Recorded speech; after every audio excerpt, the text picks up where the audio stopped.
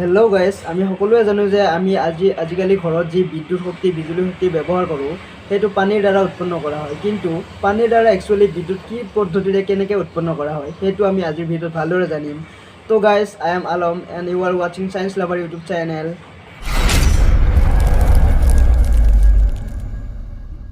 বোলা আজিৰ ভিডিঅ'টো আৰম্ভ কৰোঁ। Today's video' title how electricity produced by water.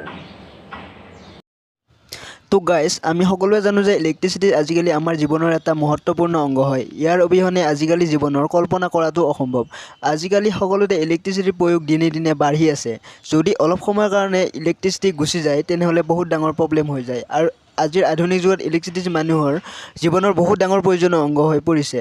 So' guys, বলক জানো ইলেক্ট্ৰিচিটি নিৰ্মাণ কেনেকৈ কৰা হয়। গাইজ, সাধাৰণতে বিজুলী নিৰ্মাণ কয়লা বা বেলেগ পদ্ধতিৰেও কৰা হয়, কিন্তু আজিকালি বেছিভাগ ইলেক্ট্ৰিচিটি নিৰ্মাণ কৰিবলৈ ইলেক্ট্ৰিক পাৱাৰ প্লেণ্টৰ দ্বাৰা কৰা হয়, মানে পানীৰ দ্বাৰা। পানীৰ সহায়ত বিজুলী উৎপাদন কৰা পদ্ধতিটো একেবাৰে প্ৰদূষণমুক্ত। ইয়াক এনেকুৱা জাগা স্থাপিত কৰা হয় য'ত বৰষুণ বা নদীৰ পানীবোৰ বান্ধ বনাই একগোট কৰিব পৰা যায়।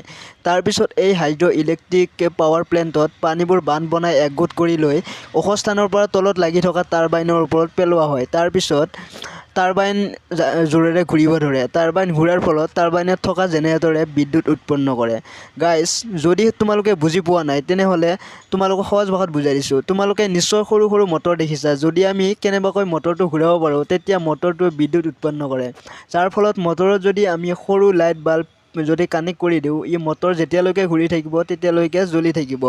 গাইজ, এই একে পদ্ধতি পানীৰ পৰা বিদ্যুৎ উৎপাদন কৰিবলৈ ইউজ কৰা হয়। টাৰবাইনত পানীৰ প্ৰেছাৰ পৰাৰ ফলত ই টাৰবাইনটো ঘূৰাবলৈ ধৰে আৰু তেতিয়া ইয়াত থকা জেনেৰেটৰে বহুত পৰিমাণৰ বিদ্যুৎ উৎপন্ন কৰে। গাইজ, তাৰপিছত এই বিদ্যুৎ ট্ৰেন্সফৰ্মাৰ আৰু বিজুলী তাৰৰ সহায়ত আমাৰ ঘৰলৈ আহে। দোস্ত, পানীৰ পৰা বিজুলী উৎপাদন কৰা বহুত সুবিধাজনক আৰু সুলভ হয়। চ' আজিকালি মেক্সিমাম পানীৰ সহায়তে বিজুলী উৎপাদন কৰা হয়। চ' গাইজ, এতিয়া আমি নিশ্চয় বুজি পালোঁ যে পানীৰ সহায়ত টাৰবাইন ঘূৰে আৰু তাৰপিছত টাৰবাইনৰ সহায়ত জেনেৰেটৰে বিজুলী উৎপন্ন কৰে। চ' গাইজ, আমি এতিয়া নিশ্চয় গম পালোঁ বিজুলী কেনেদৰে প্ৰডিউচ হয় আৰু কেনেদৰে বিজুলী আমাৰ ঘৰলৈ কাৰেণ্টৰ দ্বাৰা তাৰৰ দ্বাৰা আমাৰ ঘৰলৈ আহে। তো গাইজ, আজিৰ ভিডিঅ'টো আপোনাৰ নিশ্চয় ভাল লাগিল। যদি ভাল লাগিছে তেনেহ'লে লাইক কৰিবা, কমেণ্ট কৰিবা আৰু শ্বেয়াৰ কৰিবা। লগতে নেক্সট এনেকুৱা নলেজেবল ভিডিঅ'ৰ কাৰণে, নজনা কথা জানিবৰ কাৰণে মোৰ চেনেলটো ছাবস্ক্ৰাইব কৰি বেল আইকনটো প্ৰেছ কৰি দিবা। লগতে ভিডিঅ'টো লাইক কৰা, কমেণ্ট কৰা আৰু শ্বেয়াৰ কৰা।